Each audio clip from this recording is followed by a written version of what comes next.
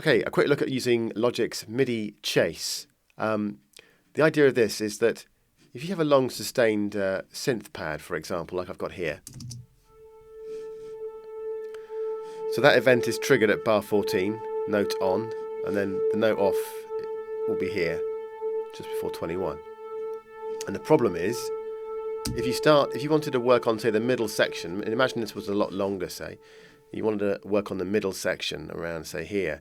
When you start Logic up here, nothing happens. Why? Because the note's actually triggered back here at bar 14. Nothing's triggered here at 17, which is really irritating. So the only way to get that to sound is to start from the beginning of bar 14, or you could bounce it to audio. But then if you wanted to change the MIDI, then you'd have to do it all over again. So there is a solution, and it's in Project Settings. So File menu, Project Settings, come down to MIDI, and on the Chase tab, you'll see the options for all the events that you can get to MIDI chase, as it's called. And there's one here called Notes, which isn't selected. So let's put a tick in there, and then we've got a tick in Sustained. And now, wherever we start this region up, Logic will play the audio that you would expect to hear at this point. So it will analyze the project and work out what should be playing at, say, just before bar 17, like this. There it comes.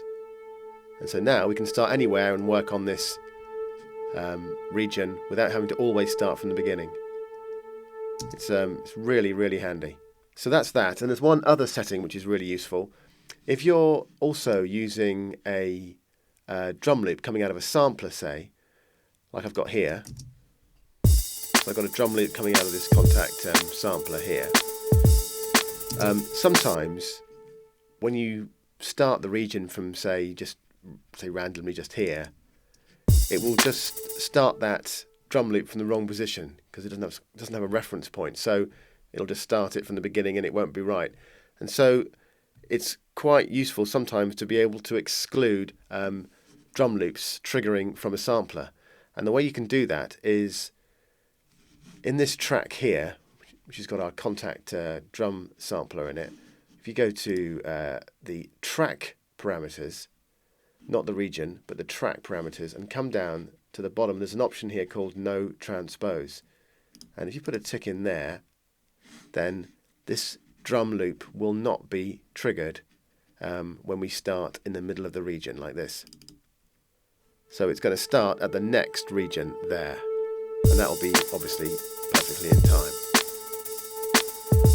And to do that, you have to have that No Transpose option ticked there, and back in the project settings in MIDI and Chase, you just have to have in No Transpose instrument channel strips here deselected, which I think it defaults to anyway.